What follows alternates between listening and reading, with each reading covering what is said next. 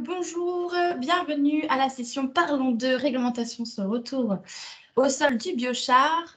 C'est donc dans le cadre du GT Biochar. Au programme ce matin,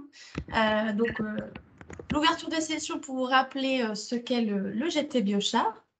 Et puis ensuite, nous allons avoir l'intervention de Nicolas Thévenin de Ritmo Agro-Environnement qui va nous présenter la réglementation actuelle et à venir qui s'applique sur le retour au sol du biochar. Et puis l'objectif surtout de la session, c'est de pouvoir échanger ensemble. Donc on va avoir un bon temps d'échange et de réponse aux questions. Et puis en fin de session, on parlera de la suite des événements, des thématiques que vous souhaiteriez aborder pour les prochaines sessions Parlons d'eux. Alors, je prends juste la parole, Rosen. Du coup, moi, je suis animateur, modérateur de la session. Donc, Marc Letrace. Simplement, donc, pour des raisons pratiques, évidemment, vous pourrez intervenir, mais plutôt suite à l'intervention que Nicolas va volontairement faire assez courte, de façon à pouvoir éventuellement, grâce à vos questions, développer. Donc, en attendant, du coup, je vous propose de couper vos micros. Voilà. N'hésitez pas à utiliser le chat pour poser vos questions au fur et à mesure qu'elles vous viennent, de façon à ce qu'on les reprenne après l'intervention de Nicolas. On prendra dans l'ordre. Ça viendra enrichir le débat. N'hésitez pas à utiliser l'interface, du coup. Voilà, je te laisse, Rosen. Parfait, très bien. Donc, si c'est clair pour tout le monde, et parmi vous, beaucoup ont déjà participé à un des GT Biochar, donc je ne vais pas m'attarder sur l'introduction, mais simplement pour rappeler les structures organisatrices et pourquoi on organise ce type d'événement, tout simplement par rapport au programme européen Interreg SRICI, donc qui dure de 2019 à 2023. Et donc, vous voyez, donc, le contexte, c'était le fait qu'il y a eu un constat en Europe du Nord-Ouest, on consomme plus de 150 000 tonnes de charbon actif par an qui sont produits à base de charbon fossile. Et donc, l'idée, c'était d'identifier du coup une filière biosourcée de production de charbon. Donc, ça, c'était le démarrage. Et puis, vous voyez qu'il y a eu, depuis 2008, un enchaînement de programmes européens pour faire évoluer cette réflexion. Donc, je vous partagerai les liens pour vous allez pouvoir grignoter dans chacun des programmes précédents ce qui s'est passé. Avec, au début, c'était une recherche de gestion intégrée de la biomasse et du carbone dans Progress. Dans Combine, il y a eu surtout un focus sur la valorisation des fauches de bord de route. Redirect, en 2016, s'est concentré sur l'intégration de la végétation locale dans la filière de production de filtres charbon. Et SRICI, ce qui nous amène aujourd'hui, se concentre sur développer la filière de charbon biosourcé. Et dans ce programme, il y a 16 acteurs européens. Et parmi ces acteurs européens, on a trois acteurs français que vous avez ici en couleur, les logos en couleur, à savoir l'association AILE, le réseau B2E et l'université, l'école des métiers de l'environnement Unilassal. Voilà, pour qui organise, qui représente SRICI au niveau français. On est tous connectés aujourd'hui, du coup, pour vous accueillir. Donc, David Douben est présent d'Unilassal. Voilà, puis bien évidemment moi-même et Rosen. Exact, et Hervé, du coup, il y a donc Marc Letrace et Jacques Bernard dans la salle pour représenter AILE, Hervé Denis et moi-même pour représenter B2E, et donc David Douben pour représenter Unilassal. Voilà, pour situer qui est qui dans les participants. Au niveau du GT Biochar, ça veut dire quoi? GT, c'est groupe thématique.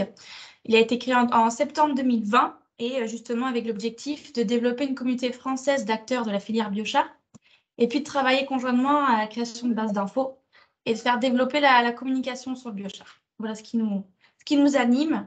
Il est animé et piloté du coup par Marc Letrace et Hervé Denis avec l'appui et le soutien du Club Pyro Gasification de l'AT2E et puis Unilassal aussi qui participe à la création de contenu et à l'animation.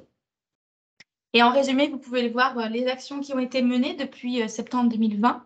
Nous en sommes à la 7e réunion et à chaque réunion, on essaie de soit de proposer une visite de site, donc il y en a eu 2, et puis on fait des réunions en ligne pour permettre au plus grand nombre d'y participer. On a fait un focus sur la nomenclature EBC dernièrement, un focus sur la pyrogasification, puis une réunion présentielle sur l'incorporation du biochar en méthanisation. Et aujourd'hui, ce qui nous réunit, c'est un focus sur la réglementation du retour au sol. Ça, c'est les formats GT. Et à côté des réunions GT, on fait des actions connexes pour promouvoir le biochar auprès du plus grand nombre. Donc, on participe à des salons, des journées thématiques, comme le salon Bio 360 ou Polytech. Ça, c'est pour l'image en grand de ce qui se passe au GT et autour. Et puis, à venir aujourd'hui, ce qui nous réunit, c'est le format Parlons d'eux pour justement faire un focus sur une thématique. Vous êtes les bienvenus à écrire dans le chat si vous avez des idées de thématiques pour les prochaines réunions, puisque ce sont vous, les participants, qui nous dirigez sur ce que vous souhaitez voir dans le format. Donc voilà, on proposait des recherches en cours, les usages existants, les normes et réglementations, des focus sur la techno et sur la mise sur le marché. Donc n'hésitez pas à écrire dans le fil de conversation si vous avez des idées de thématiques à aborder dans les prochaines réunions. Et puis avant de commencer, je vous partage une date à retenir, enfin un moment à retenir, à savoir, on souhaite organiser les premières assises du biochar en France en novembre 2022 pour qu'on puisse se réunir tous physiquement et non pas uniquement virtuellement, dans l'idée de se regrouper et puis surtout faire remonter les avancées des acteurs français sur la thématique biochar auprès des instances gouvernementales. Donc l'idée, voilà, à noter, on n'a pas encore fixé une date précise, mais en novembre, on se réunit tous ensemble en présentiel pour parler biochar. Sur cette intro, Marc, est-ce que tu as peut-être un ajout à faire?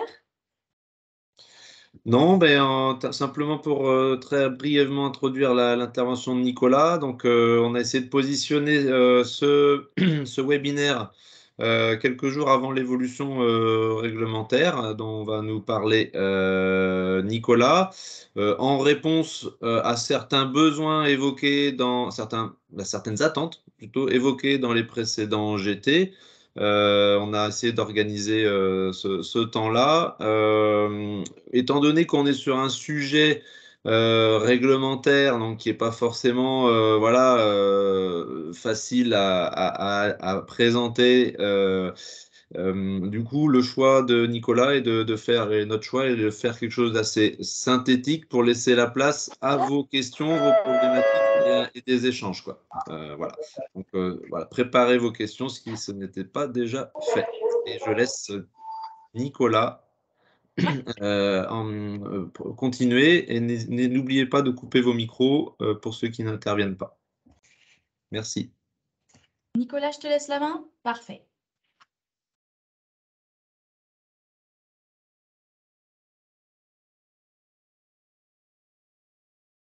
Nicolas, on ne t'entend pas, ton micro est coupé. Ça va mieux là. Ouais, c'est bon, parfait. Bonjour à tous. Donc, bienvenue pour ce webinaire sur le biochar. Donc, je vais vous parler de la réglementation. D'abord, commencer par une introduction un peu rapide sur les voies plutôt classiques des mises en marché, puis de voir ce qui va nous arriver très prochainement, parce que la parution du règlement européen, c'est ce mois-ci, et notamment avec l'intégration du biochar qui pourrait être un entrant autorisé. Donc, juste pour refaire un petit point, aujourd'hui, on avait différents règlements. Donc, chaque pays européen avait ses réglementations. Nous, en France, on a nos normes, hein, vous connaissez, pareil pour chaque pays. Et seul un règlement qui concernait les engrais minéraux était harmonisé au niveau européen. Attends. Et donc, ce qui va nous arriver, c'est qu'aujourd'hui, ce règlement 2003-2003, il va être abrogé par le 2019-1009 qui va arriver et qui va introduire et qui va harmoniser sur à peu près toutes les typologies de fertilisants, donc les engrais, les amendements organiques, les amendements minéraux basiques et les biostimulants, etc. Il faut savoir qu'en France, la réglementation sur les matières fertilisantes et supports de culture peut paraître parfois un peu complexe parce qu'on intègre aussi différentes notions. On a le code de l'environnement, le code de l'agriculture, et donc on peut utiliser des produits qui ont un statut déchet, et donc on fait référence à d'autres textes, ou des produits ou des substrats qui ont un statut produit. Et donc là, on est sur des choses un peu plus particulières. Et donc, c'est parfois la complexité que vous pouvez avoir sur ces textes réglementaires, c'est qu'il faut prendre en compte l'ensemble des réglementations qui vont toucher une matière fertilisante. Donc, pour aujourd'hui, la base, alors pour rappel, selon le code rural, la base de la mise en marché des matières fertilisantes, c'est le dossier d'homologation, l'AMM, l'autorisation de mise en marché. On est sur un dossier qui est évalué par l'ANSES, avec tout ce qui est constance de production, efficacité, innocuité. Donc là, c'est un dossier à mettre en œuvre et qui va garantir l'efficacité et l'innocuité du produit. Puis, au fur et à mesure des années, par défaut, on arrive sur des exceptions. Donc, c'est les normes. C'est-à-dire que plusieurs produits ont une même typologie, par exemple des composts. Et donc, des groupes de travail au niveau aujourd'hui du BN Fertil se sont mis en œuvre et en place pour élaborer des normes. Donc, celle que vous connaissez peut-être le plus, c'est la 44051 ou la 42001 pour les engrais. Puis, c'est également par défaut un cahier des charges. Donc, un cahier des charges, c'est rédigé par le ministère. Là, on est sur un système déclaratif autocontrôle. Et puis, ça va s'ajouter à ça le règlement européen. Si vous n'êtes ni homologué ni normé, une autre possibilité de mettre en marché, c'est le plan d'épandage. Il est souvent appelé plan d'épandage déchets parce qu'il fait référence à l'arrêté de 98. Mais ça permet aussi de mettre ou d'utiliser sur les terres agricoles des produits qui n'ont pas, des substrats qui n'ont pas de statut produit, justement. Alors, il y a toujours des exceptions, c'est les exceptions par rapport aux exploitations agricoles, où là, tout ce qui est produits organiques bruts et les supports de culture d'origine naturelle, où les fumiers sont considérés comme des sous-produits d'une exploitation agricole et donc peuvent être utilisés sur les terres directement. Alors bon, il faut juste faire attention et respecter le règlement sanitaire départemental en cas d'utilisation de sous-produits animaux. Alors, aujourd'hui, même si l'autorisation de mise en marché est théoriquement la voie royale pour la mise en marché des produits, aujourd'hui, plus de 90%, voire 95% des matières fertilisantes sont mises en marché par les normes. Ces normes, elles sont publiées et nécessitent un arrêté de mise en application obligatoire, ce qu'on appelle MAO. On les appelle aussi également des normes DSM, dénomination, spécification, marquage. Alors, c'est assez important parce que une matière qui n'est pas dénommée, donc spécifiquement citée dans la norme, est de fait exclue de cette norme. Et ces normes-là sont bien sûr une voie de mise en marché qui est très simplifiée par rapport à l'homologation, parce que c'est surtout de l'autocontrôle et le respect des critères et des seuils de spécification et de marquage de chacune de ces normes. Juste un point d'attention, donc je l'ai répété plusieurs fois, mais une mise en marché, ce n'est pas forcément dire qu'une matière a un statut de produit. L'exemple typique, ça va être le compost d'éboue. Le compost de boue. La norme NFI 44095 qui concerne les composts de boue permet la mise en marché, mais ne fournit pas le statut de produit de compost. De la même façon, il faut également différencier une mise en marché de l'usage. Ce n'est pas parce que on autorise une mise en marché que cette matière fertilisante est autorisée, par exemple en agriculture biologique, et inversement, ce n'est pas parce qu'une matière est autorisée en agriculture biologique qu'elle est forcément autorisée à une mise en marché. Alors, qu'est-ce qui va nous arriver prochainement? Tout d'abord, en France, il y a la publication du décret 10 socle commun qui va lui venir modifier le code rural. Pour faire assez simple et assez bref, il y aura 3 catégories de matières fertilisantes, on va dire A1, A2 et B, chacune étant un petit peu comme autorisation de mise en marché, normes et plan d'épandage. Donc, la catégorie A1 seront les produits les plus, enfin, ceux qui présentent une innocuité la plus forte et de qualité très élevée. Là, ce sont uniquement les statuts produits ou alors des substances, des matières qui sont éligibles à la sortie du statut déchet. Le gros impact, c'est que ces produits sont commercialisables auprès des particuliers, ce qui n'est pas le cas des autres catégories. Et donc, ça va concerner tout ce qui est autorisation de mise en marché, conformité au règlement européen, le RCE, à certaines normes et à certains cahiers des charges. Et puis, on va décroître un petit peu. On a la catégorie A2. Donc là, sont autorisées dans cette catégorie des matières qui ne sont pas éligibles à la sortie du statut de déchet. Par contre, ces produits ne seront pas commercialisables auprès des particuliers et le producteur devra faire un suivi à la parcelle des apports. Et puis, il y a le plan d'épandage qui est un peu plus restreint. Donc, ce décret, lui, vous allez voir, va venir se décliner en différents arrêtés qui vont concerner l'innocuité, l'efficacité, la traçabilité, et puis comment utiliser les matières fertilisantes. Il faut savoir que ce n'est pas parce qu'on sera conforme au socle commun que ce sera une autorisation de mise au marché, c'est plutôt une réglementation en plus qui va venir se rajouter. Donc, juste très brièvement, un petit peu le calendrier. Ce décret socle commun, donc je vous le dis, se décline en différents arrêtés. Le premier, ça sera l'arrêté innocuité, donc qui va gérer essentiellement les apports des contaminants qui sont classiquement analysés, hein, les métaux lourds, les PCB, les HAP et les pathogènes. Puis, il va venir se rajouter, alors là, après, j'ai plus trop de dates, à partir de 2023, l'arrêté critère de sortie du statut déchet, puis le critère sur l'arrêté test écotoxicologique, l'arrêté efficacité, donc qui va déterminer la qualité des produits du point de vue agronomique. Et pour finir, l'arrêté registre, qui ne sera pas forcément le plus simple. Donc, qui va introduire les critères d'étiquetage, des conditions d'usage, ça ne va pas être le plus compliqué, mais surtout, c'est qui va concerner l'enregistrement des apports de contaminants. C'est-à-dire que chaque exploitant agricole et chaque producteur de matières fertilisantes concernées va devoir fournir, et donc l'agriculteur doit devoir dire combien de grammes ou de milligrammes, par exemple, de plomb il a apporté sur une parcelle, et le producteur doit pouvoir fournir l'information à l'exploitant. Et tout ça doit être enregistré et tracé. Donc ça, c'est un peu complexe, et c'est pour ça que ce ne sera pas avant 2027, je ne pense pas. Ce qui va arriver beaucoup plus tôt, c'est la mise sur le marché des fertilisants en Europe.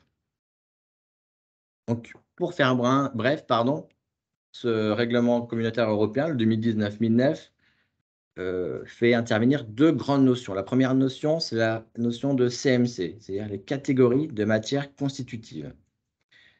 C'est ces CMC qu'on représente les intrants autorisés. Aujourd'hui, il y en a 15. Et celui qui vous intéresse, c'est la CMC 14, qui concerne les matériaux de pyrolyse et de gazéification. Donc CMC égale intrant. Puis, la seconde notion, c'est la notion de PFC, c'est catégorie fonctionnelle de produit. Cette catégorie va définir la fonction. Est-ce que le produit, le substrat que j'ai est un engrais? Est-ce qu'il s'agit d'un amendement du sol, d'un support de culture, d'un biostimulant? Donc, les PFC ne pourront être, donc c'est finalement le produit final mis en marché. Eh bien, ces PFC ne peuvent être commercialisés que s'ils sont créés à partir de CMC autorisés et qu'ils doivent respecter les spécifications d'efficacité et d'innocuité décrites dans le règlement européen.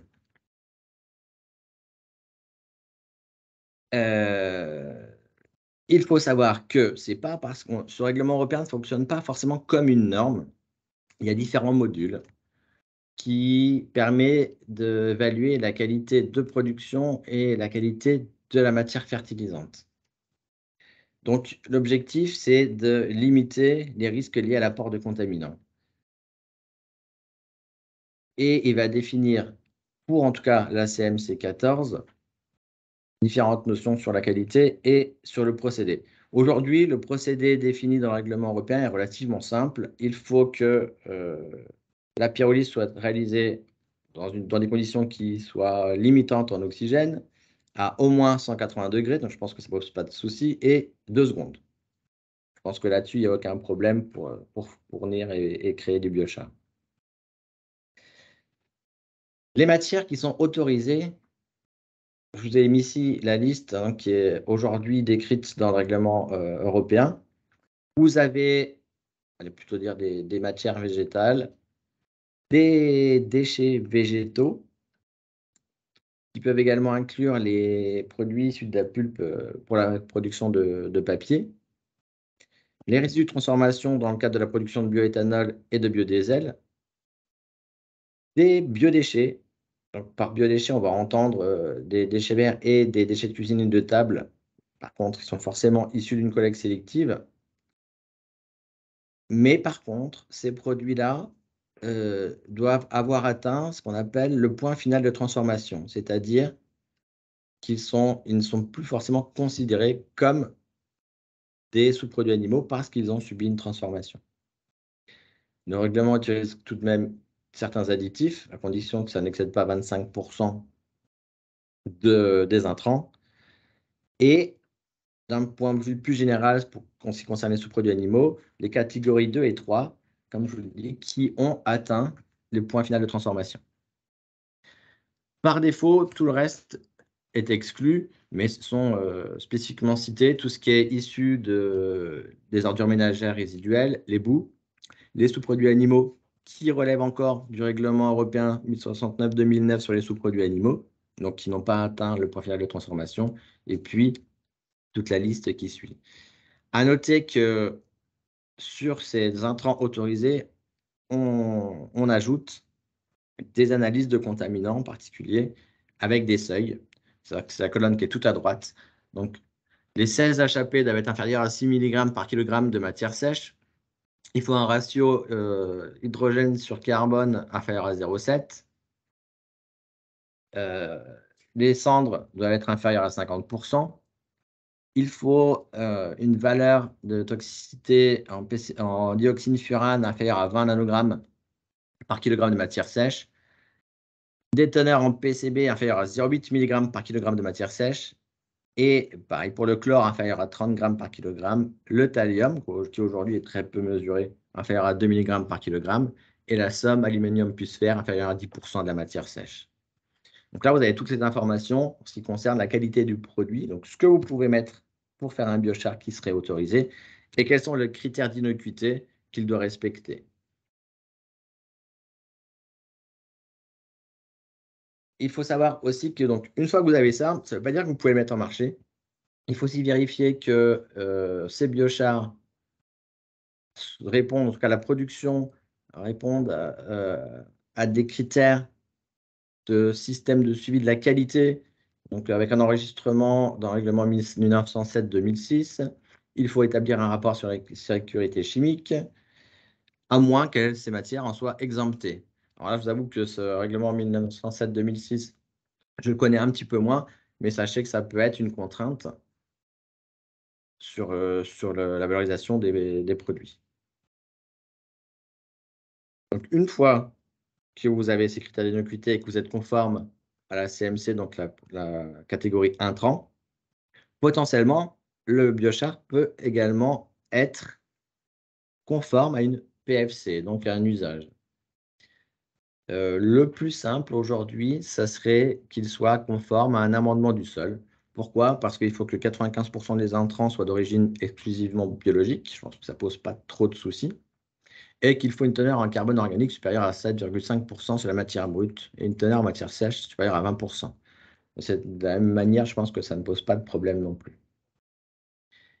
Le biochar doit également respecter certains critères d'innocuité. Ici, on va regarder les métaux lourds et les pathogènes. Si jamais vous n'atteignez pas les 7,5% de carbone organique, concrètement 15% de MO, eh bien, il existe une dénomination amendement inorganique du sol. En gros, c'est par défaut. Et une fois que vous avez tout ça, vous avez vérifié les critères de conformité, d'efficacité, etc. La mise en marché est également gérée par ce qu'on appelle des modules, en tout cas des systèmes d'évaluation. Il y en a 4. Module A, module A1, B plus C et D1. Je vous mets ceci pour info, je ne vais pas vous les lire parce que ça ne va pas concerner les biochars. Les biochars, eux, vont être concernés par le module D1. Dans ce module-là, c'est un peu comme si vous avez regardé les dossiers d'homologation, c'est tout le dossier administratif et de système de management de la qualité via une démarche HACCP qu'il faudra mettre en œuvre pour démontrer la qualité de production et la gestion des risques pour la production de biochars. J'ai noté en gras que ce module D1 nécessite l'intervention d'un organisme notifié. Un organisme, c'est quoi? Un organisme notifié, c'est quoi? C'est un organisme qui a été validé par les instances européennes en tant qu'organisme qui peut vérifier vos produits en fonction des modules auxquels il est soumis. Ça peut être, voilà. Théoriquement, chaque État membre devrait en fournir au moins un. Donc, on devrait en avoir 27, 28. Pour l'instant, il y en a 4 qui sont officialisés et pas de Français. Donc, cet organisme notifié va venir auditer et valider le système de production et la qualité des produits et les résultats d'efficacité. Il est pour moi très clair que ce module D1 est celui qui sera mis en œuvre pour l'évaluation de tous les produits qu'on nomme Strubias, donc Struvit, biochar et cendre. Et donc le biochar sera fera l'objet d'une évaluation par le module D1. Et si vous avez tout ça, ben, normalement, vous pouvez mettre en marché votre biochar. Voilà pour moi. Est-ce que on poursuit, Rosanne, ou vous avez peut-être des questions? Eh ben, merci beaucoup, Nicolas, pour ton intervention. Il y a eu 2 questions directement dans le fil de conversation. Et j'invitais du coup Hubert et Romain à ouvrir leur micro directement pour interagir avec toi. Ouais. Hubert, si vous souhaitez ouvrir votre micro, Oui. Allez-y. Oui. Bonjour à tous. Merci Nicolas pour la présentation. Je voulais savoir concrètement, dans la liste des entrants, ça ne me paraissait pas très clair de savoir où se trouvait la plaquette forestière dans la liste des entrants, dans quelle catégorie à l'entrée.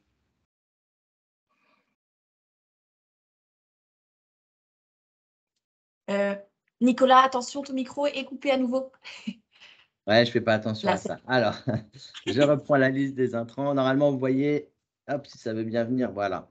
Ça va être soit les déchets végétaux, si c'est considéré comme des déchets végétaux. Sinon, ça va faire partie des organismes vivants ou morts qui ne sont pas traités.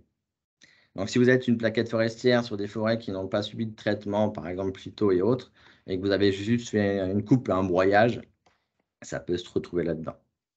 Si à l'inverse, ce sont des résidus de forêt qui sont considérés au sens réglementaire par des déchets, ça sera des déchets végétaux. Mais la plaquette bois est clairement autorisée, ne vous inquiétez pas. Ça répond peut-être aussi à Romain. Romain, Oui. tu avais aussi une question du même type? Bonjour, merci Nicolas pour la présentation. Moi, j'avais la même question, mais c'était concernant les déchets agricoles. Dans quelle catégorie ça se trouve? Ouais, cette fois, je n'ai pas oublié. Eh bien, ça peut aussi être ici. Soit là, c'est la production alimentaire. Sinon, ça peut être des résidus de transformation. Ah non, ça peut être là, mais ça peut être des organismes vivants ou morts. Si vous parlez de la paille, par exemple, ce ne sera pas problématique. Bah, non, ça s'intéresse plutôt à la vigne. Ah oui, bah, c'est pareil, c'est bon. Ok. Ça va être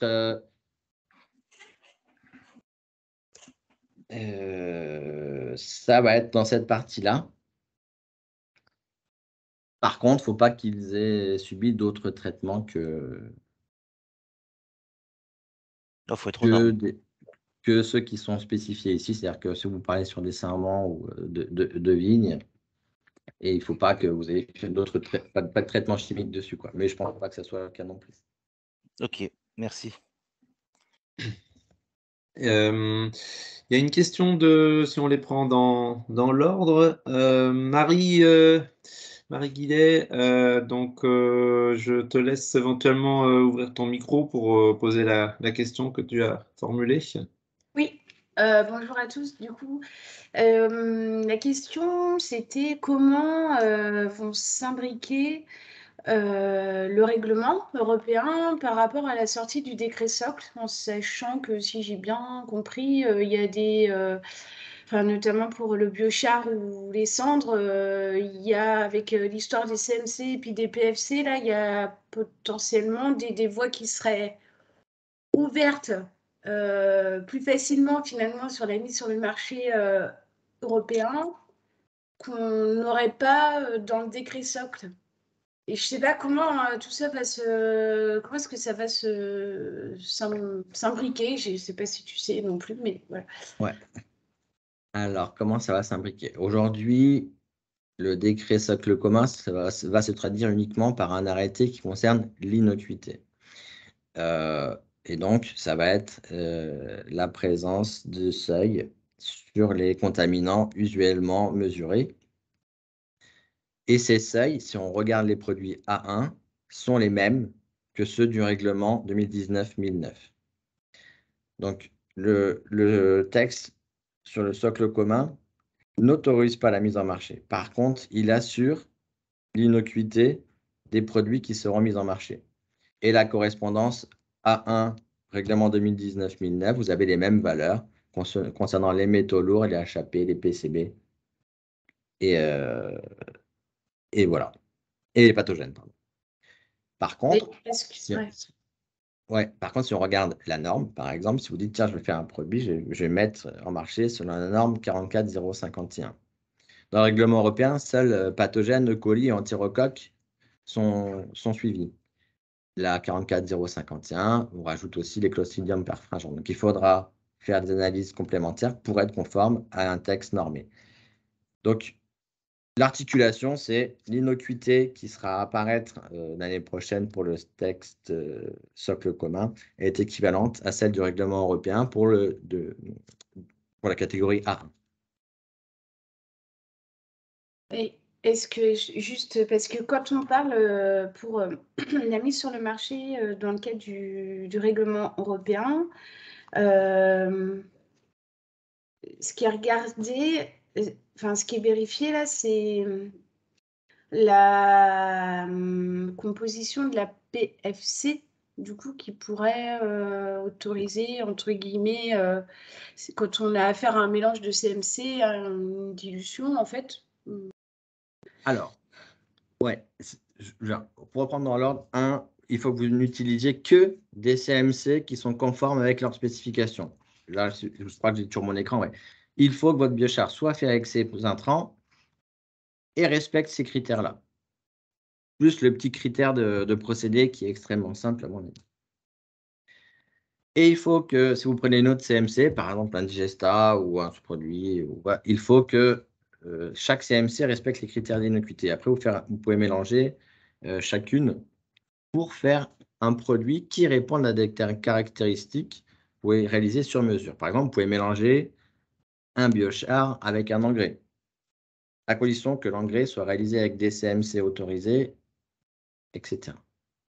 Et le mélange des deux doit être conforme à la dénomination sous laquelle vous le mettez en marché.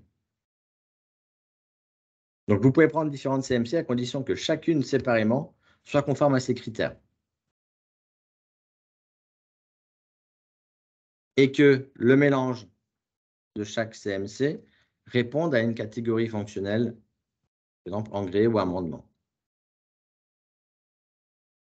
Sachant que là, vous voyez, les métaux sont plutôt repris pour les catégories fonctionnelles. Donc, effectivement, si j'ai un produit, parce que là, ce n'est pas suivi en biochar, qui est très riche en cuivre ou en zinc, et que je l'apporte avec un produit qui n'en a, une CMC qui n'en a pas, potentiellement, je contribue à une espèce de dilution de ma teneur en cuivre ou en zinc, qui pourrait permettre d'être conforme au seuil déterminé par les PFC. Marie, c'est bon pour, Oui. pour toi? Ouais, merci. Il y a une question qui s'inscrit directement dans le prolongement. Justement, tant qu'on reste sur cette diapo, Nicolas, sur les seuils. Comment perçois-tu ces seuils par rapport d'ailleurs au biochar que tu as l'habitude de voir ou d'utiliser ou de tester? Et question plus précise de Valentin, est-ce que ces seuils sont contraignants par rapport à ce qui est défini dans l'EBC? Dans l'EBC, dans la certification EBC. Je n'ai pas comparé par rapport à l'EBC, mais alors, pour la première remarque, je pense que c'est tout à fait atteignable, ça ne va pas tellement être problématique. Par exemple, si je regarde le taux de cendre, 50%, si j'ai 50% de cendre, je ne produis pas un bon biochar. Donc, où le process n'est pas forcément adapté. Après, en ce qui concerne les métaux, là, ça va tenir essentiellement de la matière entrante, hein, tout simplement. Si je fais pousser quelque chose et qu'il y a plein de cadmium, il est probable que j'en retrouve un petit peu dans mon biochar et par effet de concentration, justement, je vais avoir des teneurs qui peuvent être un peu élevées. Je ne pense pas que ce soit très problématique, notamment en termes de PCB non plus, parce qu'on ne pourrait pas en retrouver beaucoup. Néanmoins, là où je suis dans le doute, c'est dans le thallium, parce que je n'ai pas du tout l'habitude de le suivre. Donc, je n'ai pas d'idée particulière par rapport aux teneurs que pourrait avoir un biochar de bois, par exemple, sur la concentration en thallium. Tu as donné ton avis sur les HAP? Ouais, je ne pense pas que ça pose problématique, à condition que le process, hein, tout est aussi une question de process et de gestion du procédé. Également dans le post-traitement des biochars derrière, hein, pour l'élimination des HAP. En théorie, si j'ai un bon procédé bien déterminé, que ce soit en pyrolyse lente ou en pyrolyse rapide, peu importe, il faut que j'arrive à enlever ces HAP-là. Si jamais il s'avère que c'est un peu trop élevé par rapport au seuil qui est indiqué, c'est-à-dire qu'il faut soit optimiser le procédé, soit procéder à des post-traitements derrière. Ça peut être un lavage avec retraitement des eaux derrière. Mais ça ne me paraît pas du tout inatteignable. Sachant que nous, on en fait aussi là, avec une pyrolyse lente relativement simple. Et on n'a pas de HAP en particulier, hein. C'est juste qu'on a un temps de séjour qui est relativement conséquent, hein, qui permet de les faire sortir assez vite et les évacuer via les gaz de pyrolyse. Merci Nicolas. Donc à noter par rapport à Valentin, n'hésitez pas à intervenir si vous souhaitiez, Valentin, si vous souhaitez préciser votre question, mais a priori Nicolas n'a pas fait cette comparaison avec la certification, les seuils de la certification EBC. Si certains l'ont fait, n'hésitez pas à prendre la parole. Voilà. Je pense qu'elle est un peu plus restrictive, hein. Forcément parce qu'ils sont pas mal en contact aussi avec les instances européennes, donc ils savent très bien ce qui va sortir ou pas en termes de qualité sur les biochars. Ça a été co-construit, je pense, avec l'Europe aussi. Et donc, ça ne peut que être plus restrictif.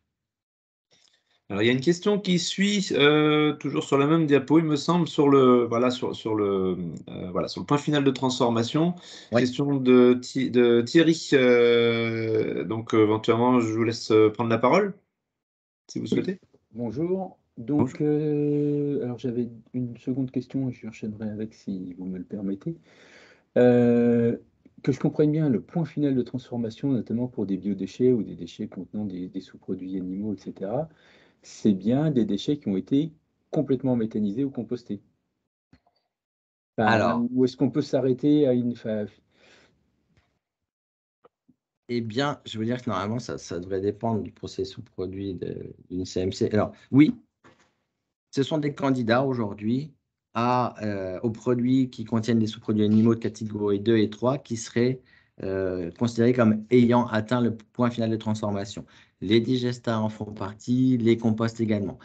Cette liste, normalement, devrait être fournie avec le règlement européen, mais elle n'est toujours pas là. Donc, je pense que le règlement va ressortir sans cette liste de sous-produits ayant atteint le point final de transformation.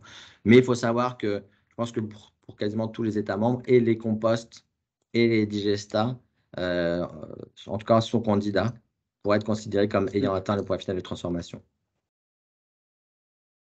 On peut aussi très bien envisager qu'un déchet de cuisine et de table qui a été séché et qui a subi une phase de séchage, hygiénisation conséquente puissent également être candidats. Et puis j'avais une autre question, si je peux, c'était relativement à l'assurance qualité, ce que vous avez appelé module D1. Oui. Donc j'ai bien compris, le porteur du biochar, le fabricant de biochar, il doit mettre en place cette démarche. Est-ce qu'il y aura des exigences pour l'utilisateur du biochar? Le metteur en œuvre en amendement ou des choses comme ça? Alors non, sauf si le producteur en désigne et sauf si l'évaluateur, donc l'organisme notifié, le spécifie. Ouais, je prends un exemple tout bête. Si par exemple vous faites un biochar mais qui est plutôt sous forme très pulvérilente et qui peut générer des risques à l'inhalation, il peut très bien dire attention à l'usage. Alors non pas à l'usage en termes d'apport, mais en termes de protection de l'utilisateur. Voilà, porter un masque, etc. Mais pas forcément nécessité d'une certification. Alors, ce n'est pas une certification, hein, c'est oui, ouais. Une démarche d'assurance qualité, ça ressemble, oui, dans les faits, ça ressemble quand même. Ouais, si, ça n'est pas ressemble. une, je suis d'accord, ça n'est pas une. Ça ne s'appelle pas certification, mais effectivement, c'est un audit, hein. Il y a visite sur le site, il faut fournir à l'organisme notifié l'ensemble des documents. C'est vraiment typique, vous pouvez regarder un petit peu via le guide pour la mise en marché par voie d'homologation, qui définit un petit peu tout le chemin à mettre en œuvre. C'est-à-dire qu'il faut que vous définissiez comment vous contrôlez vos produits à l'entrée, ne serait-ce que regarder, ouvrir la benne, regarder qu'il n'y ait pas de contamination. Quel est le chemin du produit dans l'usine de traitement, comment vous le transformez, comment vous gérez les points à risque, et notamment si vous traitez les sous-produits animaux, quels sont les risques potentiels à chaque étape de traitement, et comment vous assurez la qualité des produits en sortie. Comment vous faites le contrôle qualité, etc., etc. Donc, ce n'est pas anodin, ce n'est pas compliqué. Je pense que c'est très lourd. Pas compliqué, mais un peu lourd. Prend du temps, mais une fois que c'est fait, je pense que de toute façon, toutes les installations ICPE l'ont déjà un peu en œuvre, hein. Et donc, c'est juste de le mettre clairement sur papier et de définir des protocoles de vérification sur l'ensemble de la chaîne de traitement. Et les quelques organismes certificateurs vont établir leur prix. Alors, ils vont établir leur prix. Alors, d'après quelques retours que j'ai, ce n'est pas si élevé. La seule problématique, c'est qu'aujourd'hui, alors, les organismes notifiés peuvent être notifiés pour un module ou un autre, ou tous les modules.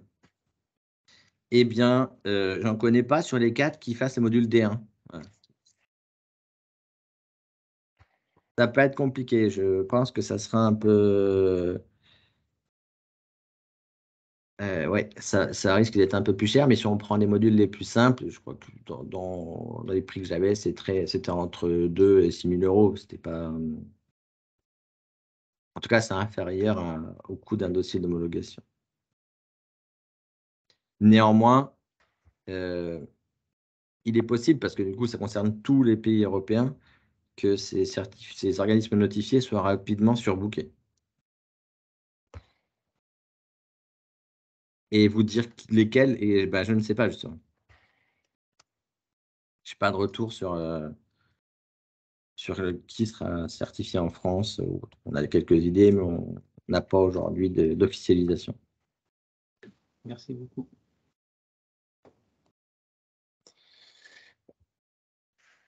Oui, donc il y a bien sûr d'autres questions que je prends dans l'ordre. Il y a une question qui revient, évidemment. Oui, vous aurez accès à ce support, il me semble, Nicolas. On pourra diffuser ce support en PDF. Oui, oui. Donc, je reviens sur les questions. Donc, par rapport, j'en étais, voilà, la réglementation européenne REACH. Donc, quel rôle joue la réglementation REACH par rapport à celle-ci? Et deuxièmement, est-ce que le biochar nécessite un numéro d'enregistrement REACH? Eh bien, ça va dépendre aussi de la qualité de votre biochar et comment il est produit et ce qu'il contient. Donc, à voir en fonction de ce que vous avez comme qualité de biochar. D'accord. Quelle interaction il y a entre ces deux réglementations? Bien, si vous avez des substances à risque qui doivent être enregistrées sur REACH, vous devez le faire. Et même si vous devez l'enregistrer, soit vous dépendez de REACH et donc vous devez l'enregistrer parce que il y a des substances dans le biochar ou à partir duquel il est produit qui sont inscrites dans REACH. Dans ce cas-là, vous devez suivre le cheminement et procéder à l'enregistrement des produits derrière. Et si ce n'est pas le cas, si on parle du bois, par exemple, il n'y aura pas de problématique.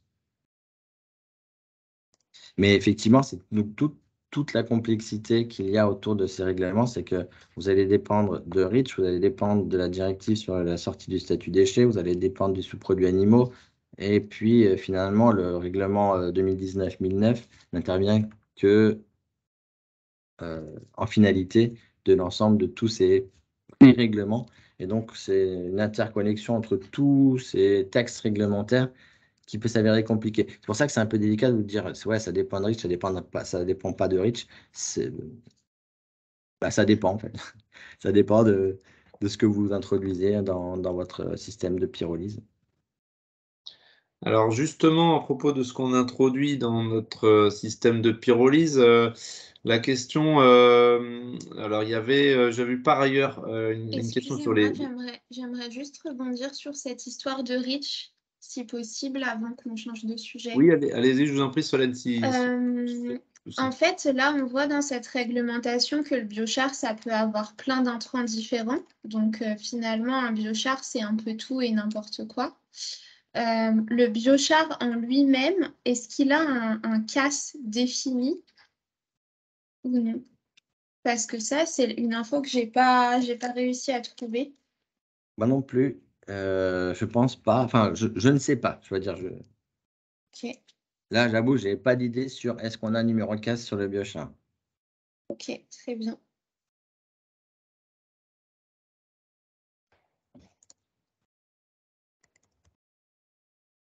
Je vous remercie. Après, si vous regardez les quelques biochars qui sont aujourd'hui mis en marché, ils n'ont pas de numéro CS. Pas de numéro. Ils n'ont pas de numéro quoi? CAS. CAS, Ok. ouais.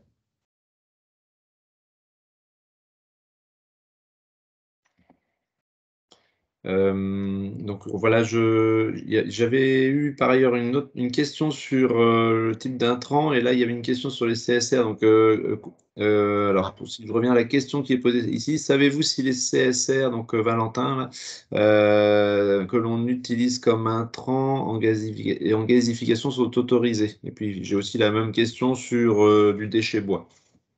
Alors, je ne connais pas bien ça du CSR, mais pour moi, c'est des déchets, donc ils ne seraient pas autorisés. Le risque aussi, c'est en termes d'innocuité, notamment sur la présence de métaux et autres. Après, j'avoue que moi, ce qui est combustible solide de récupération, je connais moins bien. C'est pas ce qu'on gère d'habitude, en tout cas avec nous. Je ne pense pas qu'ils soient intégrés dans les intrants, sauf s'ils ne sont pas considérés comme des déchets, mais je ne crois pas que ce soit le cas. Potentiellement, oui. S'ils sont éligibles à la sortie du statut déchet en fonction de quel CSR on parle, oui, mais je dirais a priori non. Et ça puis, peut être pour certains déchets bois qui seraient éligibles à la sortie du statut de déchet. C'est exactement ça. Valentin, est-ce que vous souhaitez préciser la question ou bien emboîter sur une autre question en lien avec ça? Est-ce que c'est clair sinon? Oui, non, c'est clair, je pense que le CSR aura toujours le statut de déchet, donc ok.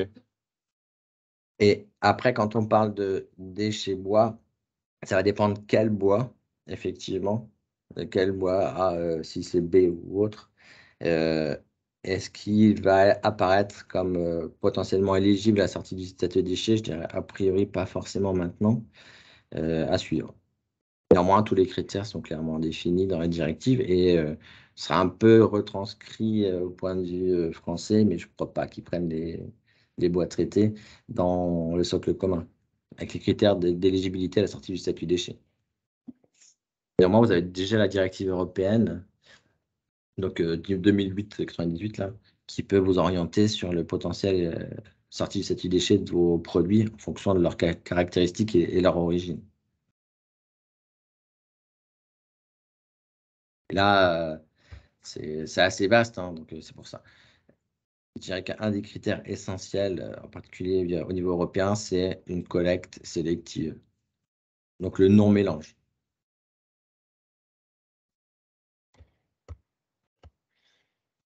Si vous refaites par exemple, si vous refaites une séparation, en même temps vous collectez un mélange des déchets bois issus du bâtiment, dedans, vous ne serez pas forcément éligible à la sortie du statut déchets parce que vous serez obligé de faire des opérations pour enlever le plâtre, le ciment et autres sur le produit.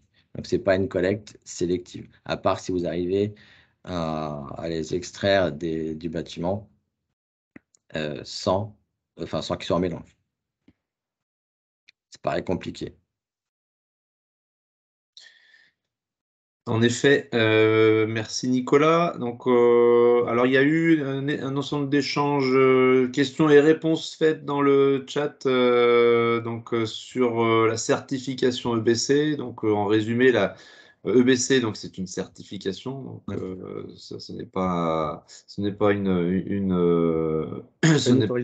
autorisation. Merci. David, donc voilà, qui a apporté quelques réponses. Rosen qui a renvoyé vers une présentation qu'on avait eue au mois de novembre dernier dans un précédent GT Biochar de Harald. Donc n'hésitez pas à parcourir cette présentation pour faire un zoom sur le BC. Donc ensuite, les questions qui suivent. Karine Quat, tu poses une question sur le granulé de bois comme intrant. Voilà, la diapo correspondante est toujours affichée. Donc, est-ce que le granulé de bois peut être un intrant? C'est un produit transformé. Ça peut être un intrant. Alors, le granulé, après, s'il est juste pressé, ça ne peut pas poser de problématique. Hein. Au contraire, peut-être de fournir des biochars avec des granulos, enfin, en tout cas des tailles semblables, donc faciliter l'apport derrière et la qualité du produit. Tout va être dans l'extraction, uniquement des moyens manuels, mécaniques, eau, flottation, extraction à l'eau ou à la vapeur. Pas qu'il y ait de traitement chimique derrière. Voilà, acidifié. Voilà. La question pourrait se poser, mais encore que sur des agro-granulés qui feraient l'objet d'additifs éventuellement, mais qui seraient des additifs naturels. La question pourrait se poser de surveiller certains seuils, mais a priori, ça rentre dans les intrants autorisés. Donc, si on dit bien ça. Oui, je pense, parce qu'effectivement, il y a cette notion d'additif. Alors, en plus, ça reste assez large, hein, parce que c'est 25% de la masse entrante, donc c'est pas tout à fait jouable. Ça peut être des catalyseurs pour le process de pyrolyse en lui-même, ou alors un enrichissement de la biomasse pour un produit biochar designé sur mesure pour un usage. Quoi. Karine, est-ce que ça répond à la question? Donc oui, on peut utiliser les granulés de bois. Merci Karine. Une question de Maël. Je vous laisse éventuellement l'évoquer de vive voix, prendre le micro. Oui, bonjour, merci pour votre présentation. Donc, je suis Maëlle Déhou, je travaille chez Groupe Bordet qui produit du biochar en Côte d'Or. Et du coup, suite à votre présentation, je me demandais quel est l'intérêt, quel est l'avantage en fait de disposer d'une autorisation de mise sur le marché finalement pour notre biochar.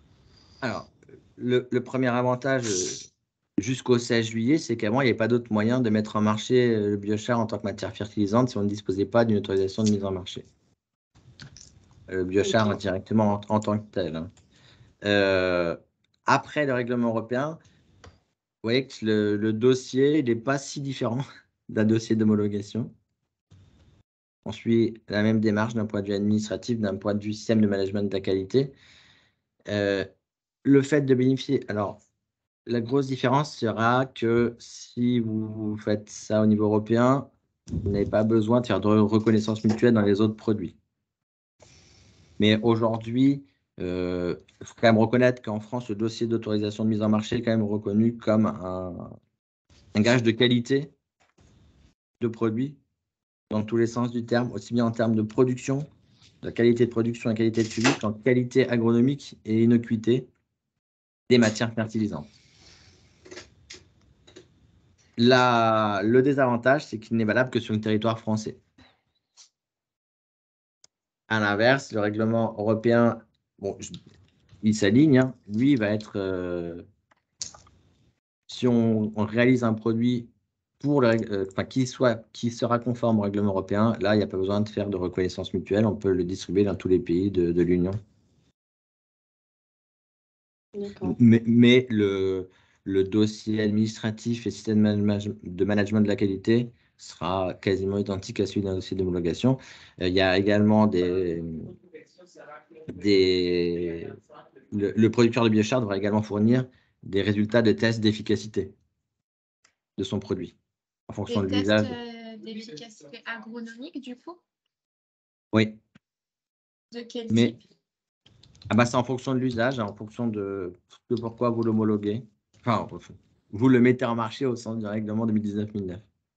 C'est-à-dire que si vous dites, moi, mon biochar, je le considère et je vais le mettre en marché comme un amendement organique du sol, il faut que vous puissiez déterminer que vous avez un impact en tant qu'amendement avec les propriétés qui sont, je vous encourage à aller voir le guide pour la mise en marché via les dossiers d'homologation qui vous donne des pistes pour justement quels sont les paramètres sur lesquels je peux travailler pour mettre en marché mon biochar.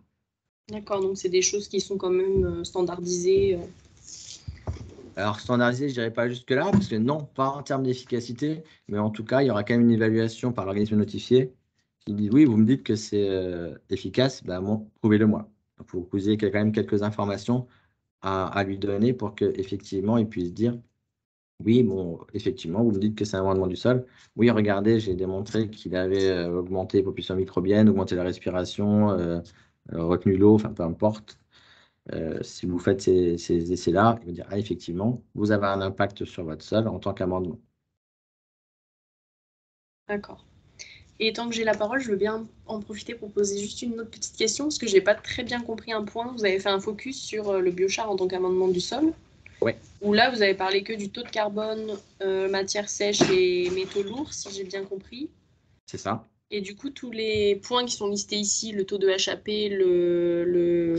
l'aluminium, le fer, etc., c'est quand même pris en compte ou j'ai pas trop compris ça? Oui, tout à fait. Alors, ouais, je vais essayer d'être un peu plus clair. Vous avez donc 3 niveaux. Le premier, vous devez avoir un intrant qui soit conforme à une CMC, à une catégorie de matière constitutive.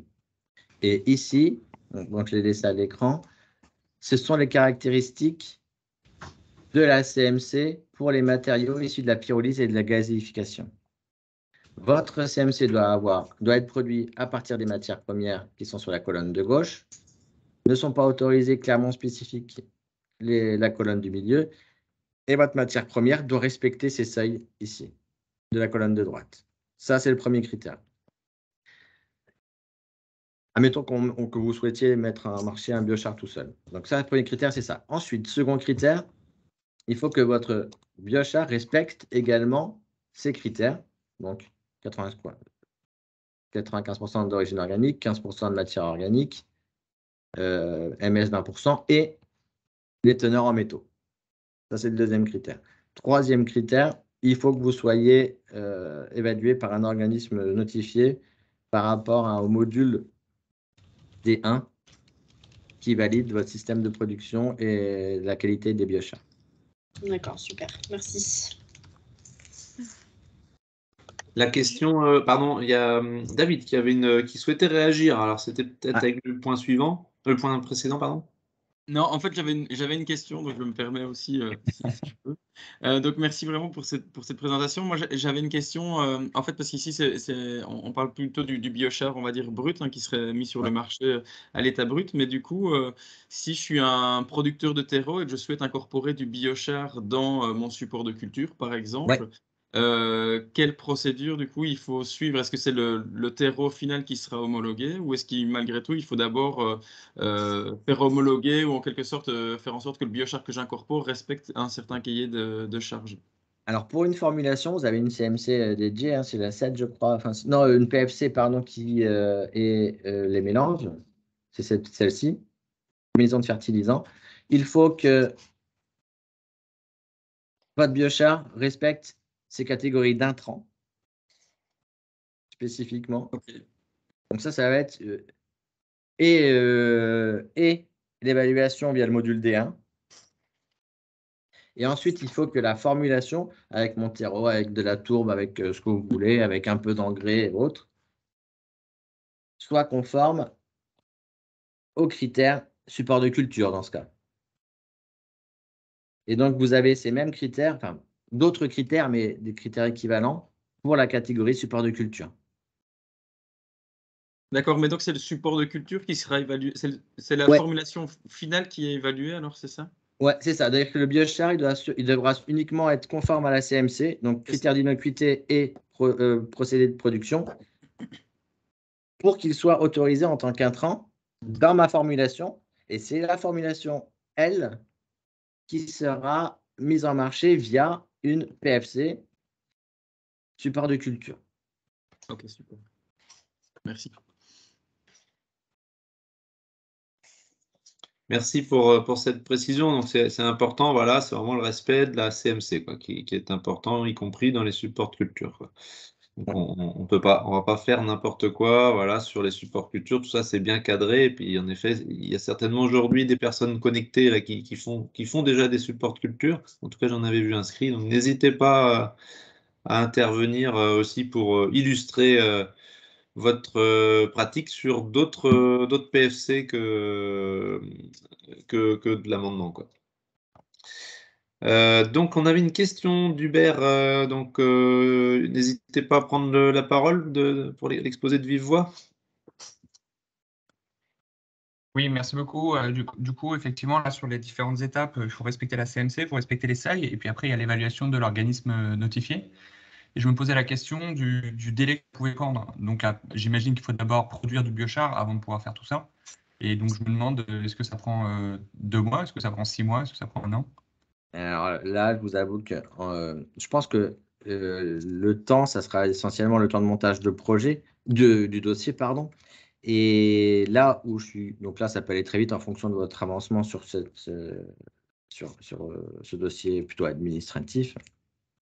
Je n'ai aucune idée sur la disponibilité, surtout, des organismes notifiés. Après l'évaluation, ça va pas prendre 2 ans. Ça va prendre, je pense, quelques mois quand même, parce qu'il y a quand même beaucoup de documents à fournir. Mais j'imagine qu'un organisme notifié qui n'a qu'un seul dossier D1 à faire, il ne va pas vous le faire en 1 an, il va le faire en un mois ou 2. Mais j'ai quand même plus de doutes sur la disponibilité temps des organismes notifiés, sachant qu'aujourd'hui, comme je dis, il y en a 4 ou 5 officiels. Et quand est-ce qu'on saura l'organisme notifié? Enfin, il y aura une annonce. Eh ben, j'espère. Alors, théoriquement, le règlement va être publié officiellement le 16 juillet ou le 22. Mais donc, disons que dans 10 jours, c'est bon. Enfin, dans 2 semaines max, on aura peut-être la liste élargie des organismes notifiés, et notamment en France, je suppose. Mais sachant que, alors, remarque importante, vous pouvez choisir n'importe quel organisme notifié. Si vous dites, moi, je vais aller bosser avec un organisme tchèque ou italien, vous pouvez y aller. Il n'y a aucun problème. Il faut juste que la langue de rédaction du dossier soit en français ou en anglais. Merci, c'est très clair. Il me semble que Solène, vous souhaitez réagir ou prendre la parole? J'ai en fait, désolée, j'ai toujours une confusion sur cette histoire d'intrant avec les seuils. Est-ce qu'on peut revenir sur la diapo où il y a le petit tableau? Ouais. Voilà. Donc, nous, par exemple, donc je travaille aussi chez Groupe Bordet, on valorise les connexes de scierie, qui sont considérés comme des déchets bois. Mais du coup, pour moi, ça rentre dans les déchets végétaux, puisque c'est du bois non traité certifié PEFC. Okay. Et donc, ça veut dire que notre déchet bois devra respecter les seuils qui sont listés sur le tableau de droite, c'est ça? avant d'être transformé en biochar? C'est exact. Ou c'est le Non, biochar? après. Ah, d'accord. Donc, le biochar, donc après transformation de l'intrant en biochar, le biochar doit respecter ces seuils. OK, ça marche. Oui. Et donc, ensuite, il y a les seuils d'innocuité, c'est ça? Qui sont la diapo 19. Ouais, donc on va dire concrètement, c'est quand même quasiment que des seuils d'innocuité, à part peut-être le ratio H sur C. Et puis, d'accord. Donc, et sur l'autre diapo, c'est effectivement ça. C'est que pour que le biochar soit en amendement, il doit respecter les critères suivants qui sont listés ici, c'est ça? Exactement. Je vous ai mis les plus simples, hein. Mais si, admettons, vous avez un super intrant et que vous avez n'importe quoi, 4% ou 5% de phosphore, et que ce phosphore il est biodispo, sinon après les agriculteurs ne vont pas être bien contents, mais vous pouvez travailler pour mettre en marché ce biochar en tant que fertilisant organique phosphore. Mais voilà, le biochar, à mon sens, c'est quand même plus un amendement. Parfois, il a des caractéristiques engrais, ça arrive. On a pu travailler sur des biochars qui fournissaient du P biodispo. Bon, c'est très bien. Mais la caractéristique première, à mon sens, c'est quand même un amendement du sol. OK. Tout le reste, c'est du plus. Ouais. Et autre petite question, tant que j'ai la parole. Tout à l'heure, vous avez parlé d'une norme, je ne sais plus laquelle. Et je n'ai pas noté, 40, je ne sais pas quoi, enfin bref. Et du coup, ma question, c'est quel est l'intérêt d'être conforme à une norme, sachant qu'il y a ce règlement européen qui sort? Ça peut être dépendant parce que vous avez sur certaines normes, notamment en France, ça dépend vraiment de votre cœur de marché. Si vous souhaitez être plus sur un marché national, il est parfois peut-être plus simple de travailler pour être conforme à une norme. Donc, celle dont je parlais, c'était la NFU 44051. Mais le biochar n'est pas dedans, donc je ne cherchez pas. Et qui autorise, enfin, c'est la catégorie amendement organique du sol. Et compost. Et ça peut être relativement simple parce que là, vous êtes uniquement sur une notion d'autocontrôle. Vous devez valider que votre norme que votre produit corresponde bien à des intrants décrits dans la norme. Je prends un exemple extrêmement simple en dehors du biochar. J'ai un fumier bovin, il est clairement cité dans la 44051. Puis, il est spécifié, c'est-à-dire qu'il vous faut une teneur en matière organique XY, une teneur en matière sèche comme ça, etc. Donc, il est spécifié. Vous faites juste une étiquette qui correspond et qui est clairement inscrite dans la norme avec, il faut indiquer fumier de bovin, teneur NPK, teneur en matière organique, etc. Et vous pouvez le mettre en marché. Et la seule chose que vous avez à faire, en fonction, c'est de faire des analyses à la fréquence définie par les tonnages intrants. Donc, mettre en marché selon une norme peut être beaucoup plus simple que via un règlement européen ou qu'un dossier d'homologation. La contrainte, c'est que la norme n'est pas forcément reconnue dans les États membres si vous souhaitez exporter en dehors du territoire. J'ai une question qui s'inscrit dans la continuité là. Par exemple, pour qu'un amendement, en l'occurrence biochar, soit acceptable en agriculture biologique. Ouais. Du coup. J'avais prévu ça. C'est que des matières végétales. Je crois que je l'ai là en plus. Je peux vous le mettre. D'accord. Donc on restreint le champ des CMC. Produits de pyrolyse obtenus à partir d'une grande variété de matières organiques d'origine végétale. Donc, vous réduisez. Donc, ça, encore une fois, le règlement agriculture bio n'est pas un règlement qui autorise la mise en marché. C'est un règlement qui autorise l'usage pour une culture en agriculture biologique. Donc, effectivement, tu as tout à fait raison, Marc. Ici, on restreint l'usage, les intrants, parce que les sous-produits animaux sont exclus, les déchets autres sont issus des IA sont exclus. On est sur des matières uniquement d'origine végétale. Donc, ça va être du bois brut, du bois plaquette. Pelletisé ou non, je pense que ça ne sera pas problématique.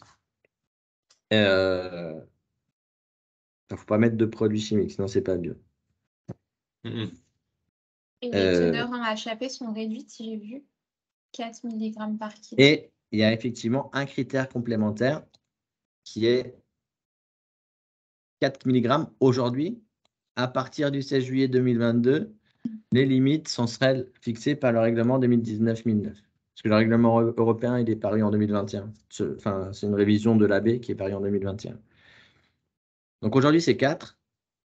Sachant que ce n'est pas forcément les 16 qui étaient ciblés, mais les 3. Et aujourd'hui, c'est les 16. D'accord. Merci pour cette précision.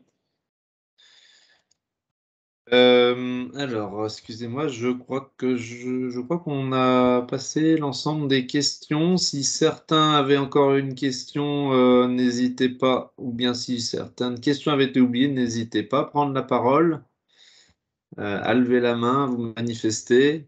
Je m'excuse de l'oubli par avance. S'il n'y a pas d'autres questions, manifestement, peut-être, je regarde, non, je ne vois pas. Finalement, qu'est-ce qui était possible en matière de retour au sol avant et qu'est-ce qui sera possible après le 16 juillet je ne vais pas te refaire faire la présentation, mais qu'est-ce qui était possible avant? Alors, avant, les seules voies possibles de mise en marché étaient l'obtention d'une autorisation de mise en marché. Enfin, pour un producteur français, je parle. Pour un producteur français en France. L'obtention d'une autorisation de mise en marché ou un plan d'épandage déchets.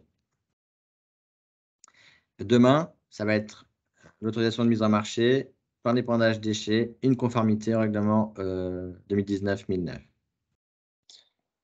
Question subsidiaire, on parle de retour au sol, on a parlé d'amendement. J'en profite que David soit là sur la remédiation des sols pollués et notamment l'application de biochar sur ce type de sol. Est-ce que, pour le coup, je n'y connais pas grand-chose, mais est-ce que ça s'inscrit dans la même réglementation, Nicolas et David, ou pas? Vas-y, David. Moi, j'aurais dit oui. En fait, je ne vois pas trop pourquoi ça. En fait, j'en sais rien. Nicolas sera certainement mieux que moi. Mais tout dépend, en fait, peut-être dans la remédiation des sols, si l'idée est de produire, par exemple, de la biomasse sur ces sols contaminés en limitant le transfert des métaux et en favorisant l'implantation d'un couvert végétal, j'imagine que ça rentre dans le statut amendement. Après, si c'est plutôt du traitement d'effluents, là, pour moi, c'est encore une autre question. Ouais, c'est exactement ça. Puis tu as mis le point juste là où il y a une espèce de flou juridique, réglementaire au niveau français.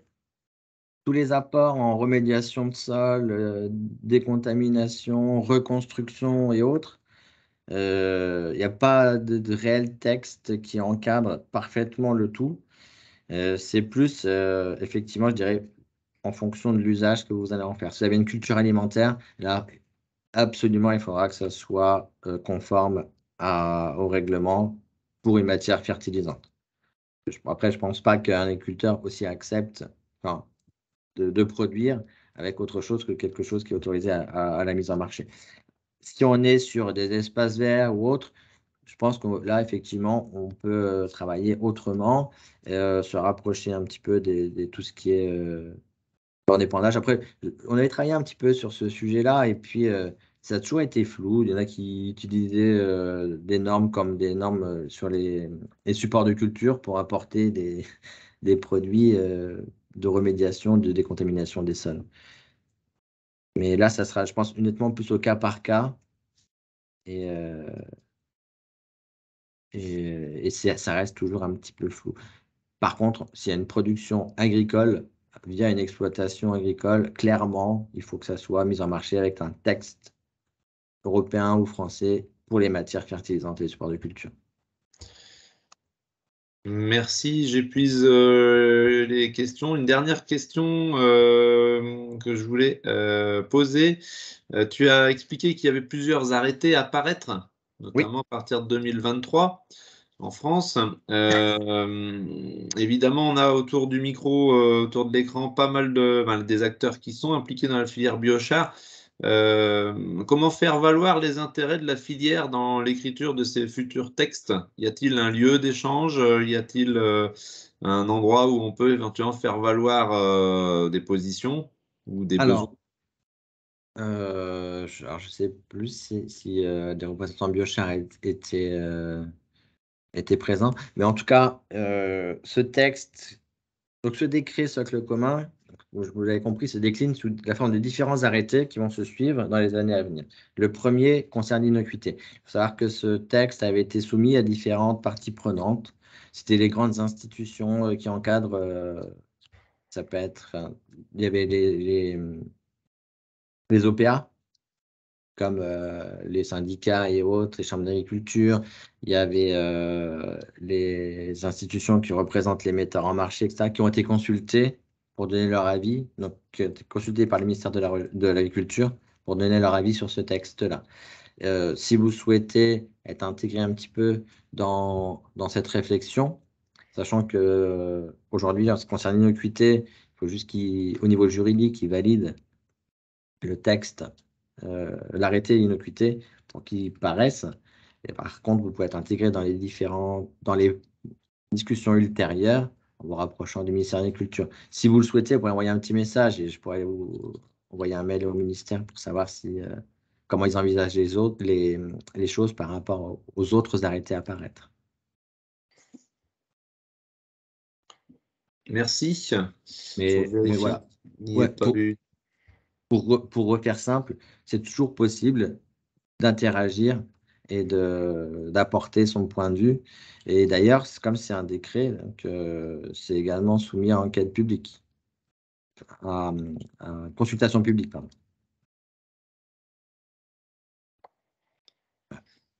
Je ne pense pas qu'il y ait d'autres questions. Par contre, écoute, Rosen, je te laisse reprendre la main par rapport à la suite. Merci beaucoup, Nicolas, pour ces apports, pour ces échanges. Merci pour votre participation et qui a permis des échanges nourris. Et donc, Rosen, je te laisse reprendre la main pour la suite. Oui, un grand merci, Nicolas. Je vois dans les commentaires que ton intervention a été fortement appréciée. Donc, merci pour tous ces compléments. En conclusion de cette session, je vous repartage mon écran. Voilà. Donc, merci pour ceux qui ont proposé des idées pour la prochaine thématique. Donc, comme je vous le proposais, de l'écrire dans le chat. Il y a eu notamment 3 suggestions. La première, ce serait sur le biochar et le stockage carbone. Une autre idée serait de donner des résultats de tests agronomiques de l'utilisation du biochar en grandeur nature et sur la durée. Donc, si certains d'entre vous ont des résultats à partager ou des suggestions intervenant en ce sens, eh bien, n'hésitez pas à en faire part. Et je vois une troisième idée pour une prochaine thématique du format Parlons 2. Il y a donc les procédés de pyrolyse biochar. On en avait déjà parlé dans un prochain GT, mais on peut peut-être l'approfondir avec le club pyrogasification de la T2E. Ça pourrait être une idée. Et puis, peut-être une autre suggestion, refaire un point sur la réglementation, donc hors retour au sol, mais peut-être une réglementation plus large qui s'applique au biochar. Donc, ça pourrait être les idées qui ont été formulées pour les thèmes à venir. Vous rappelez que le support, donc comme l'a souligné Marc et a accepté Nicolas, on vous partagera le support en format PDF. Je m'attelle à écrire en format question-réponse pour vous l'ayez aussi en format écrit. Ça pourrait peut-être faciliter la lecture pour ceux qui n'étaient pas présents aujourd'hui. Et puis, à venir, comme je vous l'ai dit en introduction, on essaie de se retrouver en présentiel tous ensemble en novembre. On va fixer une date prochainement. Et puis, si vous avez des innovations à partager ou un site à visiter que vous souhaitez partager en novembre, n'hésitez pas à nous en faire part. J'espère que tout a été clair pour vous. David nous précise que... Ah bah très bien. Que s'il y a besoin, on peut présenter des résultats agro. Donc merci David pour le complément. Merci beaucoup. Est-ce que Marc, un petit mot de la fin? Non, mais merci pour les propositions. David, on reviendra vers toi, on en discutera. N'hésitez pas à retourner voir les ressources qui existent déjà. Sur le sujet agronomique, on a déjà fait des visites sur le sujet. Il y a eu des présentations de publications scientifiques, mais voilà, qui restent dans un cas précis de maraîchage et les applications sont très larges. Donc, n'hésitez pas à regarder les ressources. Voilà, puis on vous dit à une prochaine et on est à votre écoute pour la suite. Ouais, merci beaucoup Marc, merci à tous d'avoir répondu présent. Nicolas, un grand merci pour la qualité de la présentation. Et puis, Merci, je vous souhaite à tous une excellente journée, des bonnes vacances et on se dit à très vite pour la prochaine événement du GT Biochar. Merci beaucoup. Bonne journée à tous et à toutes. Bonne journée. Au revoir.